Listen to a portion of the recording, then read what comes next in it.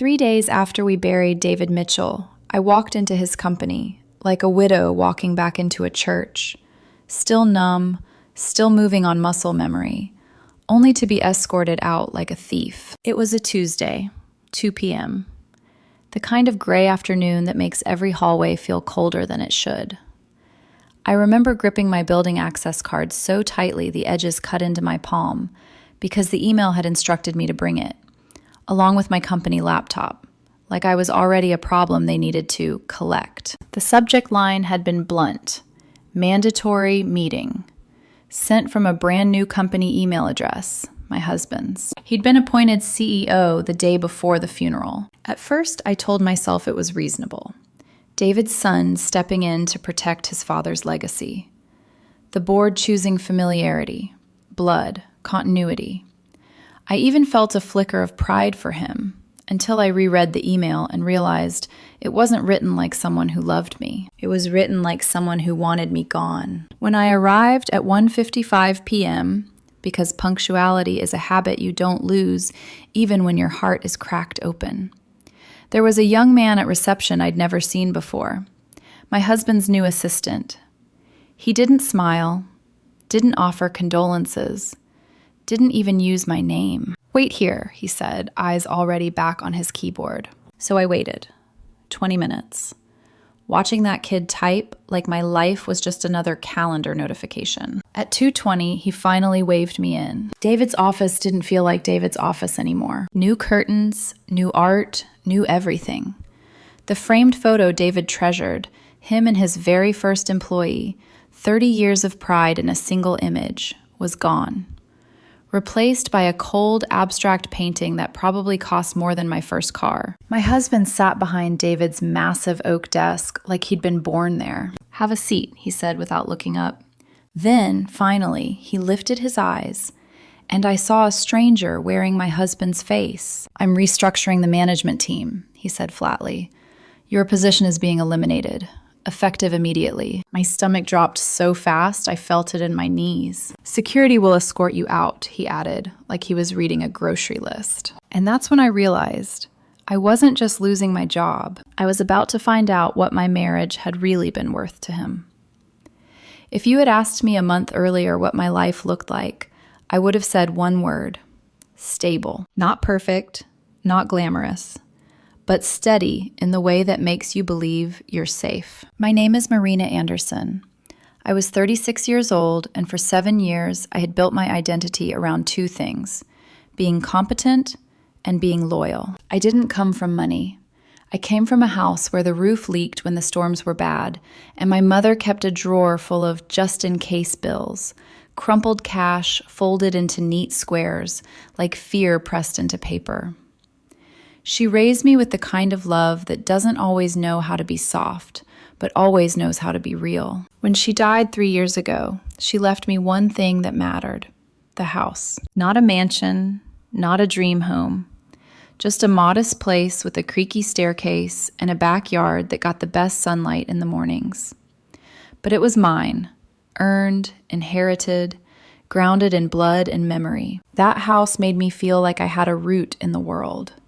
Like no matter what happened, I wouldn't be blown away. And then I married into the Mitchell family. Mitchell Industries wasn't just a company. It was a landmark in our city, a name people said with respect. They manufactured automotive components, big contracts, big machinery, big responsibility. The kind of business that didn't survive for 3 decades unless someone ran it with discipline. That someone was David Mitchell. David was old school. Stern but fair. He didn't waste words. He didn't care about fancy presentations if the numbers didn't hold. He cared about operations, systems, people who showed up, people who didn't talk like leaders but worked like leaders. I met David's son, my future husband, at the company. Back then, he wasn't the heir. He wasn't the man sitting behind the oak desk. He was charming, smooth, the kind of man who could walk into a room full of skeptical executives and leave them smiling, shaking his hand, saying yes. He was incredible at sales, truly. He knew how to read people, how to mirror their tone, make them feel important, make them feel like the deal was their idea. He was magnetic in the way that makes you forget to ask what's underneath the shine. And God, I was tired back then. Tired of being the woman who carried everything. Tired of being the one who had to be sensible. When he paid attention to me, it felt like warmth I didn't realize I'd been starving for. At the time, I was already working in operations, manufacturing processes, logistics coordination, supply chain optimization. Not glamorous work, but real work. The kind that keeps a company alive when the market shifts, when materials get delayed, when production lines break down. He used to joke about how my brain was built like a machine. "You can make anything run," he'd say, leaning against my desk, grinning like he was proud of me. "I don't know how you do it." I thought it was admiration. Now, when I replay those moments, I realize something painful. He admired what I could do for him, not who I was. Still, we fell into each other quickly. He took me to dinners I couldn't afford on my own. He bought me little gifts, nothing outrageous, just thoughtful enough to feel like love. He listened when I talked about my mother. He held my hand in the car as if that simple pressure meant, "I've got you." And when he proposed, he did it the way a man who loves attention would do it. Public, polished, cinematic. A restaurant downtown, a ring box in his palm. People clapping like our love was entertainment. I remember the ring catching the light and thinking, irrationally, this is it. This is the moment I stop being alone. David gave us his blessing, but it was quieter than I expected. He looked at his son with a seriousness I didn't understand then. Then he looked at me, straight, steady, and said, "Take care of each other. And take care of the company. Not welcome to the family. Not I'm happy. Just that." I should have paid attention because David loved his son. But love and trust are not the same thing. Our marriage on paper looked like a power couple story. I worked in operations, he worked in sales and executive development. We attended company events as a unit. People smiled at us. The staff called us the future of Mitchell Industries. For 7 years, I poured myself into that business. I knew every production schedule, every vendor relationship, every bottleneck point in the supply chain. I knew which line supervisors were struggling at home, which engineers were burning out, which teams needed overtime, and which needed rest. I became part of the company's bloodstream. And my husband? He loved the status. The meetings, the networking, the corner office fantasy. But whenever I talked about manufacturing processes, logistics, or supply chain optimization, his eyes would glaze over. He'd nod like he understood, then change the subject. "Babe," he'd say, smiling, brushing my hair behind my ear like he was softening the dismissal. "That stuff makes my brain melt. You're the genius. I just sell the dream." At the time, I thought it was division of labor. Now I recognize it for what it was. He wanted the crown without carrying the weight. Our relationship with David settled into a strange rhythm. Every Tuesday, David would ask me to lunch. Just me. Not his son. At first, I felt guilty, like I was doing something wrong, like I was choosing my father-in-law over my husband. But David framed it as business. He asked me questions about production, about employee morale, about equipment maintenance cycles, about which contracts were worth the labor and which ones were draining the company slowly. He didn't ask me how my marriage was, but sometimes, when the conversation drifted into succession and long-term planning, he would look at me like he was weighing something invisible, like he was evaluating my spine, not my resume. 6 months before he died, during one of those lunches, he said something that lodged in my mind like a splinter. "You need protection and guarantees in this world, Marina." I laughed softly, trying to keep it light. "From who?" David didn't laugh back. He just stirred his coffee, eyes fixed on the dark surface like it might answer for him. "From people who mistake loyalty for weakness," he said. "And from family who think blood excuses behavior." I remember feeling cold then, even in a warm restaurant. But I didn't push him. I didn't ask what he meant. Because I was still living inside my assumption. That love, combined with time, equals safety. Then David died, and 3 days later, my husband sat behind David's desk and fired me. And suddenly every stable thing in my life looked like it had been built on sand. The thing about betrayal is that when it finally shows its face, your mind starts running backward, replaying moments you once dismissed, now lit up like warning signs you'd driven past too fast. Sitting in my car after being escorted out of Mitchell Industries, I kept asking myself the same question. When did this start? Because nothing that happens that cleanly, security, paperwork, cold eyes, comes out of nowhere. The truth is, the shift had begun long before David's funeral. It started subtly, the way most dangerous things do. After David fell ill, my husband began spending less time at home. Not in a dramatic way, no sudden disappearances, just absence. Late meetings that ran past dinner, weekend strategy sessions that left me eating alone in the house my mother left me, the one place that still smelled like safety. When I asked questions, he answered smoothly. "You know how it is," he'd say. "Board pressure, investors nervous. I'm carrying a lot right now." I believed him, because belief is easier than suspicion when you're married. But there were moments, small ones, like the first time he referred to the company as his. "My company's going to need a stronger executive presence," he'd said casually one night while scrolling through emails. "We need to modernize." I remember pausing with a plate in my hands, the word echoing too loudly in my head. "Your company?" I'd asked slightly. He smiled, the kind that made you feel silly for even asking. "Well, you know what I mean. Dad built it. I'm stepping up. Stepping up, not we." Then came the meetings I was suddenly excluded from. I'd find calendar blocks labeled executive strategy that didn't include me. Decisions being made that affected operations without my input.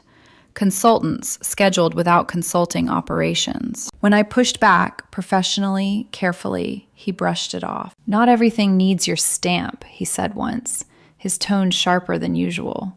"I need space to lead." That word again, lead.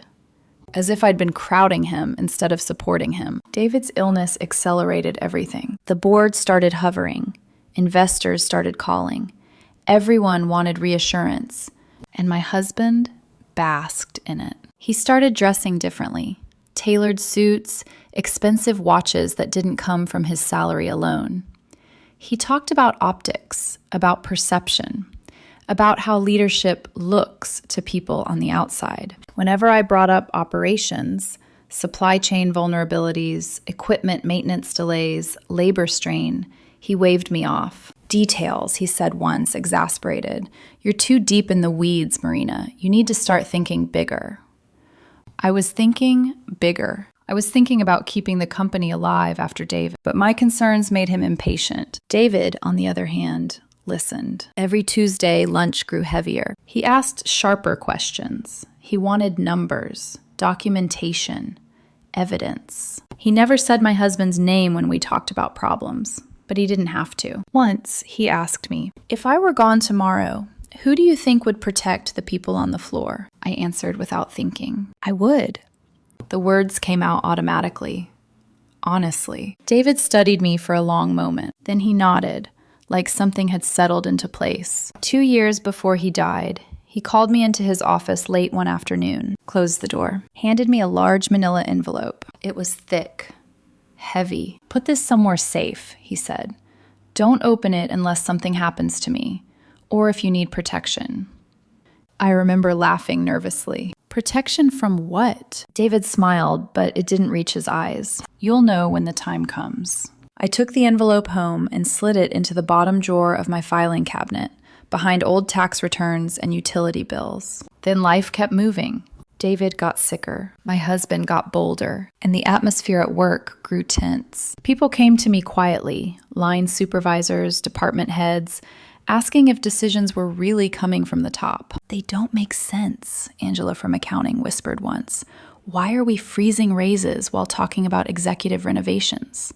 I tried to calm them, to be a buffer, because that's what I'd always been. the person who smoothed things over.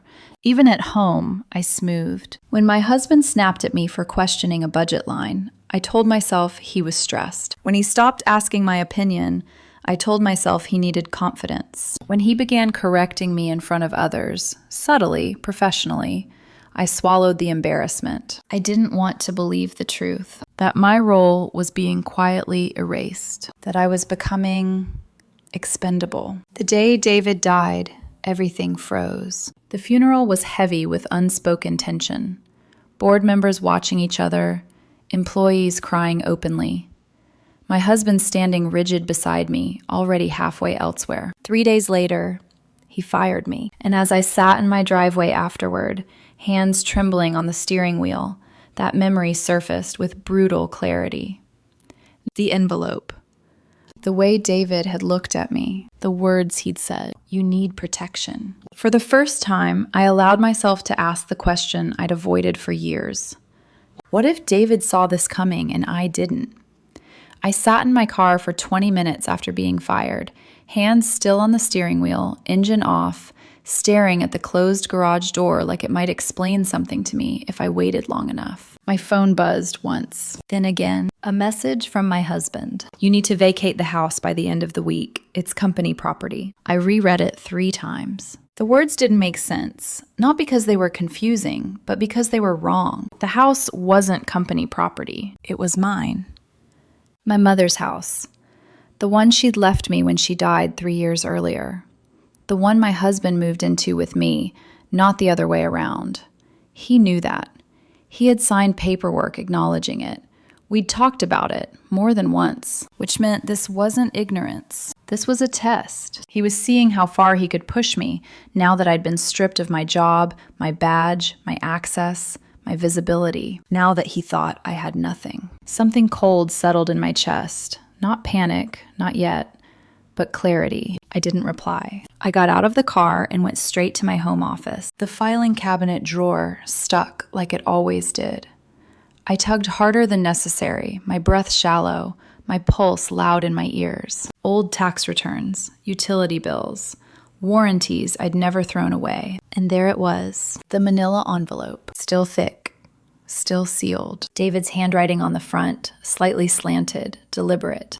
I sat down slowly, the envelope heavy in my hands in a way that had nothing to do with paper. Part of me wanted to tear it open immediately. Another part of me hesitated, because I understood something instinctively in that moment. Whatever was inside had been waiting, patiently, for a version of me that had finally been cornered. I thought about David, about our Tuesday lunches, about the way he sometimes paused before answering my questions, like he was measuring time instead of words, about something he'd said 6 months before he died, during one of our last conversations about succession planning. "You can't rely on loyalty anymore," he'd said quietly, "not even from family." I opened the envelope. Inside were 3 things: a thick stack of legal documents, a USB drive, and a handwritten letter on David's personal stationery. My hands were shaking as I unfolded the letter. "Marina," it began. "If you're reading this, then I'm either gone or something has gone seriously wrong. Probably both." I felt my throat tighten. He wrote calmly, precisely, the way he'd spoken in meetings. He explained that 7 years ago, when I married his son, he'd been watching me, not as a daughter-in-law, but as a leader, someone who understood the business, someone who cared about the people on the floor, not just margins and optics. Someone who reminded him of himself 30 years earlier, when he'd built Mitchell Industries from nothing but grit and stubborn belief. Then he wrote about his son, not cruelly, not angrily, honestly. "He is brilliant at sales," David wrote, "charismatic, persuasive, but he has no interest in operations, no patience for building things that last. He wants results quickly, status quickly, and I don't trust him to protect what I built." I had to stop reading for a moment, because even knowing what I now knew, it still hurt to see it written so plainly. David wrote that he loved his son deeply, but love wasn't enough to hand him a legacy. So he'd created what he called a fail-safe, a silent partnership structure, one that transferred controlling interest, 65% ownership of Mitchell Industries, to me through a private holding company. Legal, documented, verified, established 5 years earlier, hidden in plain sight through legitimate consulting fees and performance bonuses, designed to activate automatically when David passed, or when I chose to formalize it. The board didn't know, my husband didn't know, and I, until that moment, had never known. I did this because I believe you will protect what I built, David wrote. Use this wisely. Use it only when you need it. And know that I'm counting on you. I read the letter 3 times. Each time the room felt quieter. He hadn't just seen this coming. He had prepared for it. I moved to the legal documents next. Share certificates, partnership agreements, filings with state and federal agencies. Everything notarized, everything dated, everything airtight. The holding company was called Anderson Strategic Holdings. Sole owner, me. The USB drive contained digital copies of everything, plus encrypted financial records showing the complete paper trail. Nothing questionable. Nothing contestable. My phone buzzed again. Another message from my husband. Did you hear me? Don't make this difficult. I stared at the screen, then at the documents spread across my desk. For the first time since the funeral, since the firing, since my marriage cracked open, I felt something shift. Not anger, not fear. Power. Quiet. Patient. Earned. I didn't reply. Instead, I picked up the phone and dialed the number listed in David's documents. The attorney answered on the second ring. Marina Anderson, he said. I've been expecting your call. And just like that, the moment that changed everything had begun. I didn't cry after hanging up with the attorney. That surprised me. I sat at my desk for a long time, hands folded, breathing slowly, letting the weight of what I just learned settle into my bones. Shock doesn't always look like panic. Sometimes it looks like stillness so deep it almost feels peaceful. For 7 years, I'd been the woman who made things run smoothly, who absorbed tension, who fixed problems quietly so no one else had to feel the strain. And in a single afternoon, I'd gone from being escorted out like a liability to realizing I legally controlled everything my husband thought he'd taken from me. The contrast was dizzying. The attorney, Robert Thompson, had asked me to come in immediately. Today, he'd said, if you can. So I grabbed my coat, locked the house, and drove downtown in a haze, replaying the last 48 hours in my head. The firing. The way my husband hadn't met my eyes. The word restructuring, used like a weapon. Had he planned it this fast? Or had he simply revealed who he really was the moment he believed David was no longer watching? Thompson's office was small, discreet, nothing flashy, just competence. The kind of place where things are done carefully, correctly, and quietly. He was in his early 60s, gray-haired, wire-rimmed glasses, the kind of man who didn't waste time pretending to be charming. I'm very sorry for your loss, he said, once we were seated. David was a good man. You knew he died, I said softly. I did, he replied. I've been monitoring the situation. He left very specific instructions about when to proceed. That word again, proceed. He laid it all out calmly. Yes, the ownership was legitimate. Yes, I was the majority shareholder. Yes, I had full authority. And no, my husband had no idea. You can reveal your position immediately, Thompson explained. Call an emergency board meeting. Remove him as CEO. Assume control. I leaned back in the chair, trying to imagine it. Walking back into that building. Sitting at that table. Watching his face change when he realized the ground beneath him wasn't solid. The image didn't bring me satisfaction. It brought me something else. Caution. What happens if I wait? I asked. Thompson studied me for a moment, then nodded. You observe, he said. You document. You let him show the board exactly who he is when he believes he's untouchable. I thought about David, about the way he never rushed decisions, about how he let people reveal themselves through patterns, not promises. I want to wait, I said. Let him make his choices, then I'll make mine. Thompson smiled slightly. That's exactly what David would have advised. We scheduled an emergency board meeting for the following Monday. Formal notices would go out the next morning. I left his office feeling altered. 4 hours earlier, I'd been unemployed and humiliated. Now I was quietly in control of a multi-million-dollar company and choosing not to use that power yet. My phone buzzed as I pulled into my driveway. Another text from my husband. Last warning. Leave the house. I typed one word. Number. 3 dots appeared. Disappeared. Appeared again. Then nothing. Over the next few days, the truth came to me in fragments. Former colleagues reached out quietly. Angela from accounting called me Tuesday night, her voice low. Everyone's confused, she said. He told us your firing was performance-related. Nobody believes it. Thomas from operations texted me Wednesday. She's spending money like it's Monopoly cash. Executive floor renovations, new furniture, new artwork, and she leased herself a luxury SUV. On the company. Linda from HR called Thursday, nearly in tears. She's firing people who've been here 15 years. Loyal people. Replacing them with cheaper hires who don't know the business. Each call tightened something in my chest. Not rage. Resolve. I told them all the same thing. Document everything. By Friday afternoon, my husband showed up at the house unannounced. Used his key. Walked in like ownership was a habit he'd already formed. You're still here, he said sharply. I live here, I replied calmly. He stepped closer, towering, trying to intimidate me the way he used to when he wanted me to back down. Everything you have is because of my father, he said. This marriage, your job, all of it. I smiled, not because it was funny, but because the irony was unbearable. Sign the separation agreement, he demanded. Make this easy. Or what? I'll make your life very difficult. I met his eyes. Interesting, I said.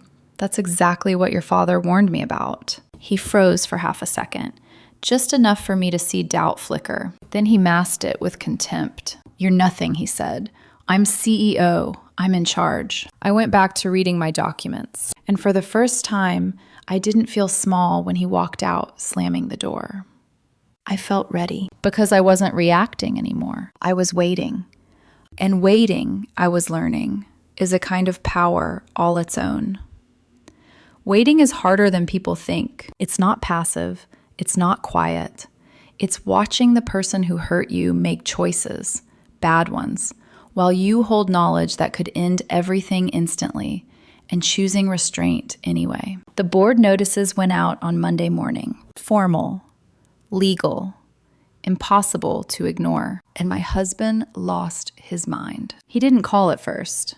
Instead, he tightened his grip everywhere else. By Tuesday, the executive floor looked like a luxury showroom. New carpeting, new furniture, abstract art that meant nothing but cost everything. Contractors wandering the halls while production managers were told to hold off on equipment repairs because budgets were suddenly tight. Angela from accounting called again. She's freezing raises, she whispered. Even cost of living adjustments. People are furious. At the same time, she was hiring. Her people. Young. Inexperienced. Cheap. Titles without substance. Suits without understanding. Linda from HR sent me copies of termination paperwork. Quietly. Carefully. 15 years. 18 years.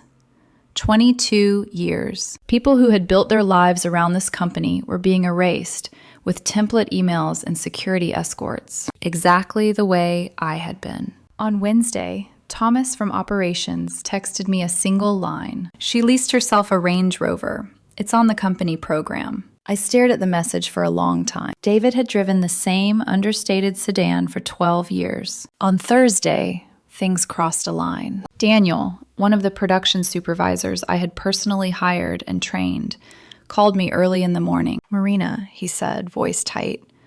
I don't think I'm supposed to tell you this, but you need to know. He'd been setting up a conference room when executives from Summit Industries arrived. They're here about buying the automotive division, he said. My breath caught. That division generated 40% of our revenue. Why would she sell it? I asked. Daniel hesitated. I overheard something else, he said.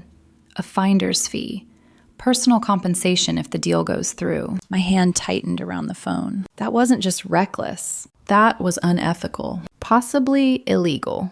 I thanked Daniel and told him not to say a word to anyone else. Then I called Thompson. "This changes things," I said. He didn't sound surprised. "It confirms a pattern," he replied calmly. "Let her present it at the board meeting. Let them hear it from her." "What if the board approves it?" "They can't," he said. "Not without you. And you'll be there." Friday afternoon, my husband came back to the house. Didn't knock. Didn't announce himself. Just walked in like the walls had already agreed with him. "You're still playing this game?" he snapped. "I'm reading," I said without looking up. He laughed sharply. "You really think you can outlast me? I have lawyers. I have resources." "You have confidence," I replied. "Those aren't the same thing." His face darkened. "If you're still here Monday," he said, "I'm changing the locks."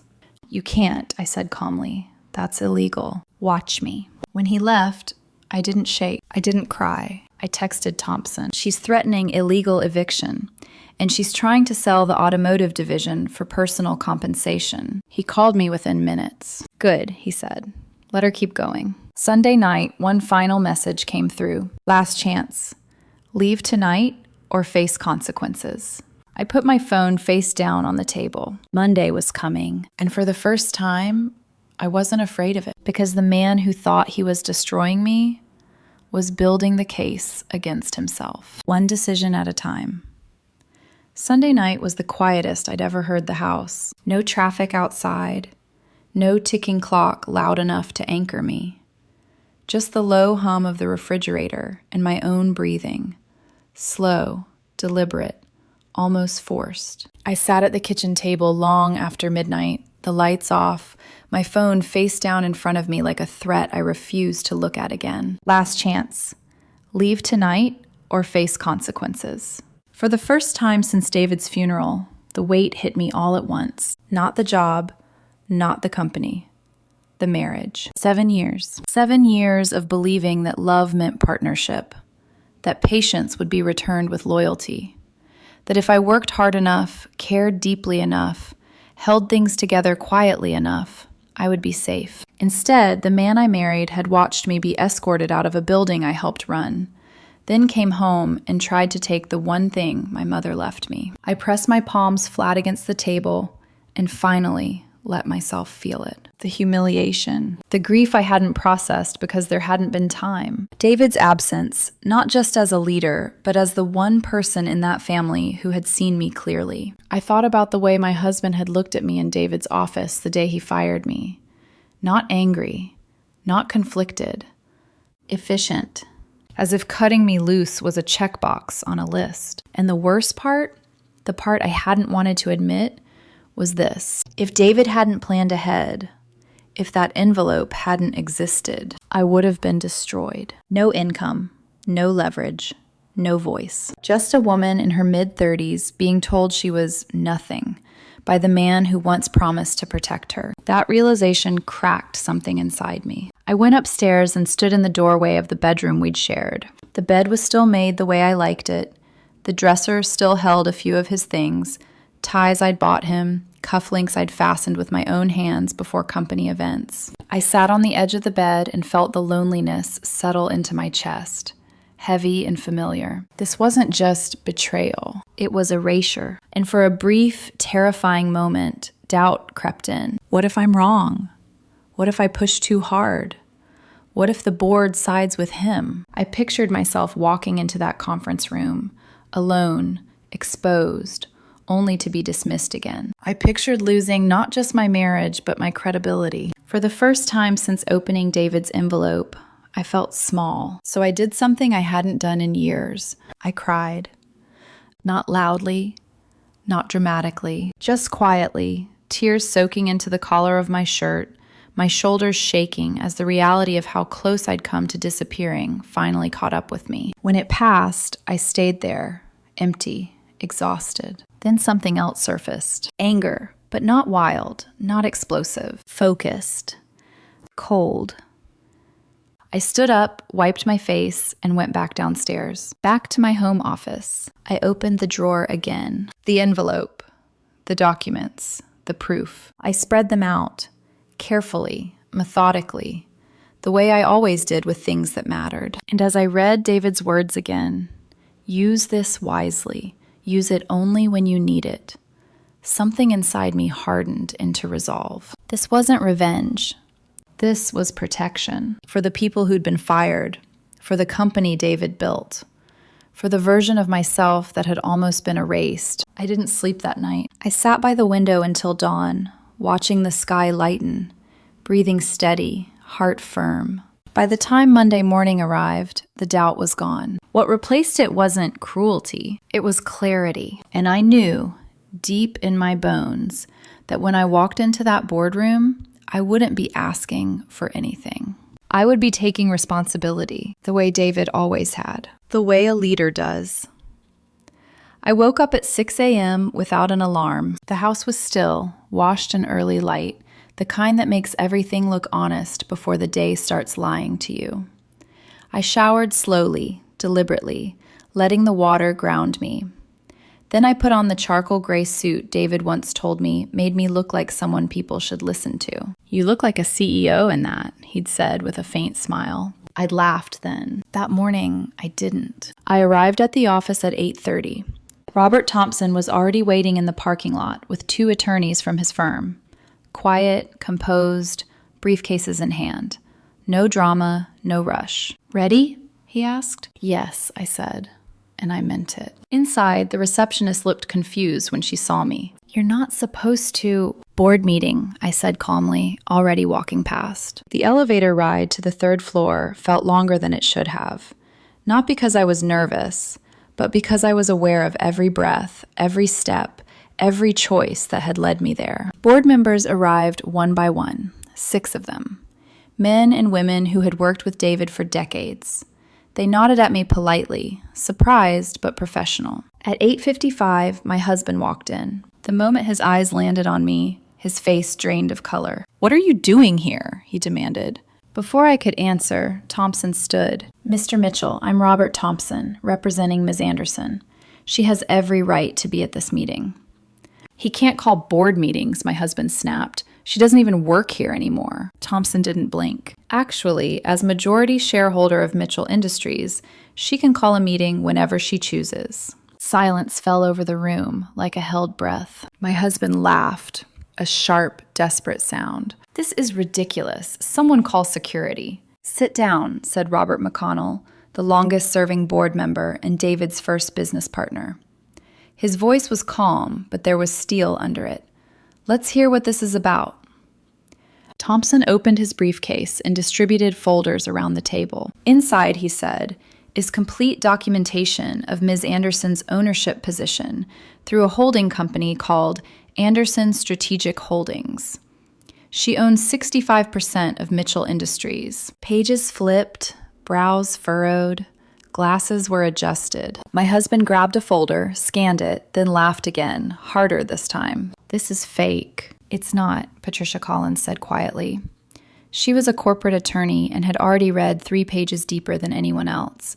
"These filings are legitimate. Dates, signatures, notarization.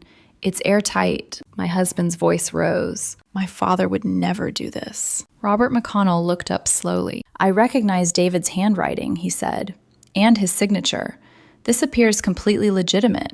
My husband turned to me, eyes blazing. "You planned this. You waited for him to die." "I didn't know," I said evenly. "Not until last week. He left me a sealed envelope." "What envelope?" McConnell asked. I slid David's handwritten letter across the table. They read it in silence. Some faces softened, others tightened with understanding, like pieces finally clicking into place. When my husband read it, his hands began to shake. "He didn't trust me," he whispered. "He loved you," McConnell said gently, "but he knew your strengths and your weaknesses." "This isn't fair," my husband snapped. "Fair isn't the question," I said. "Legal is." Thompson stood again. "Given this information, we need to review several decisions made over the past week." More documents went out. Terminations, renovation expenses, the luxury vehicle lease, the consultant contract, and finally, the proposed sale of the automotive division. You were planning to sell 40% of our revenue?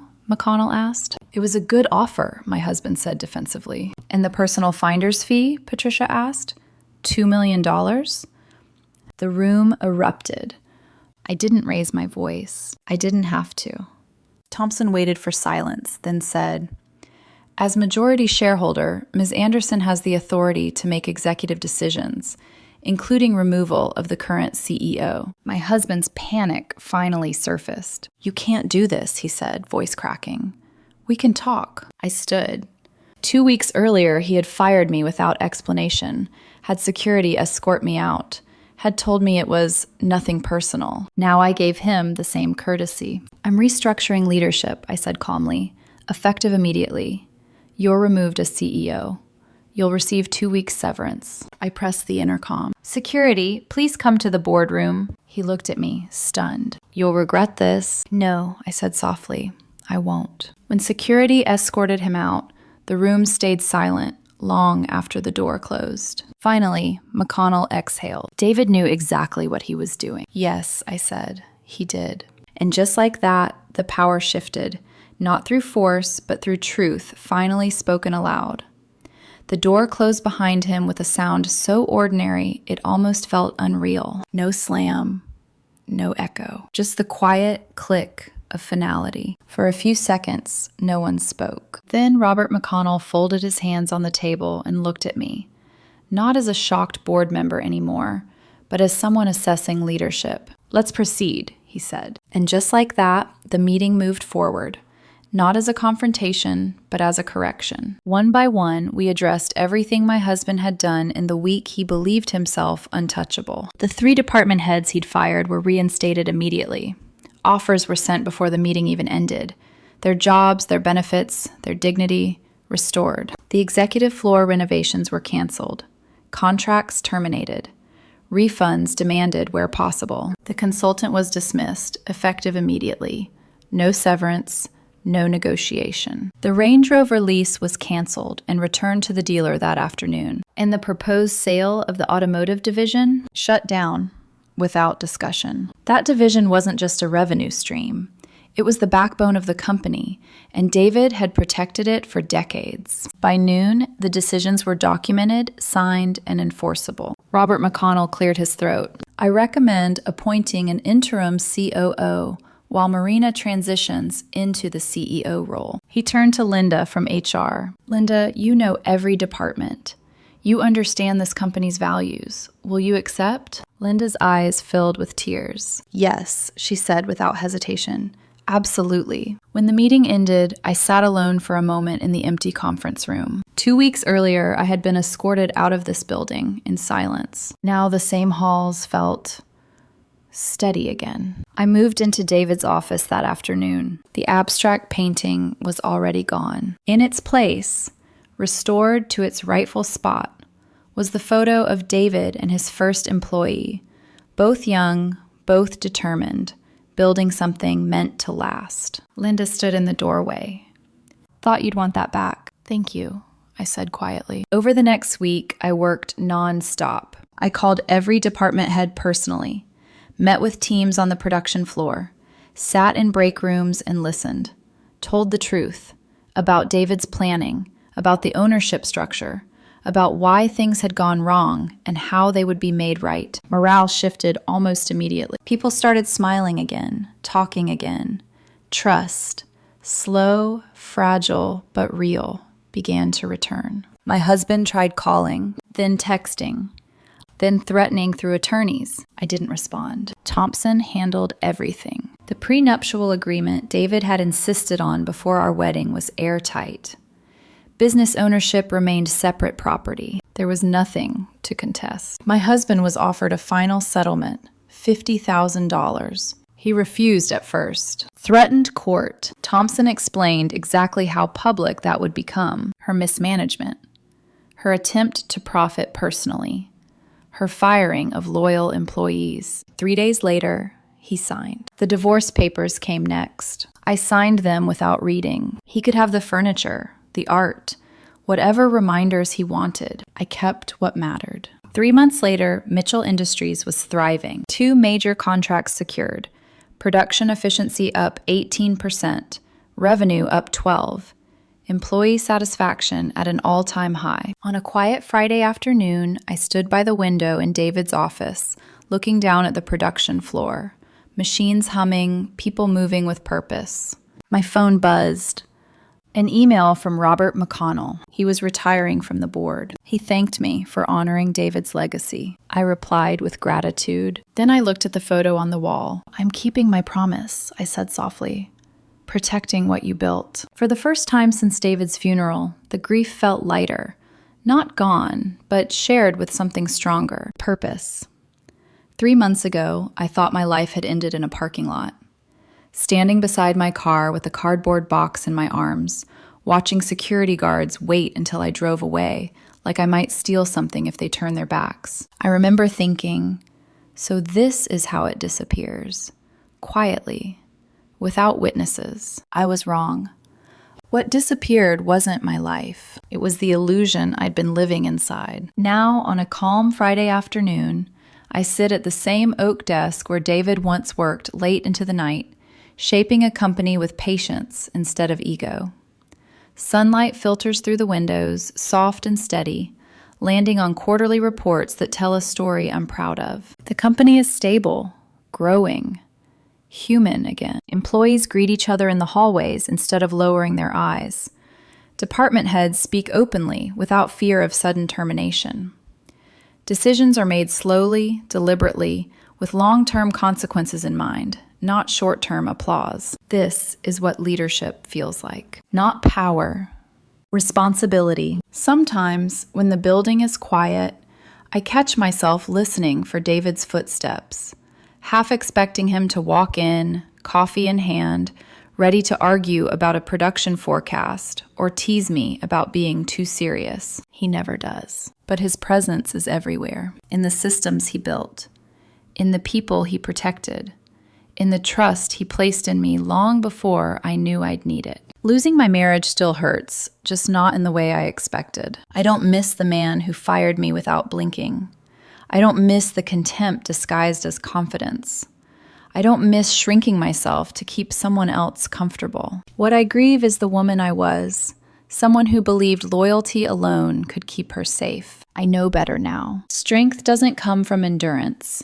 It comes from clarity, from knowing your value before someone tries to erase it, from preparing quietly instead of reacting loudly, from understanding that love without respect is not love.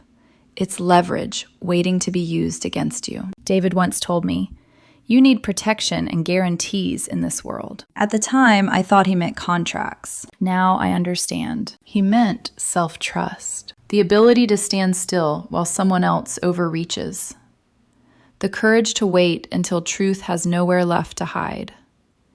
The wisdom to act, not out of revenge, but out of responsibility. I didn't win by destroying someone. I won by refusing to disappear. And if there's one thing I hope anyone listening takes from my story, it's this. When everything is taken from you, your job, your marriage, your sense of safety, don't rush to prove your worth. Wait, watch, prepare. Because sometimes what was meant for you doesn't vanish when your life collapses. It waits patiently until you're strong enough to carry it.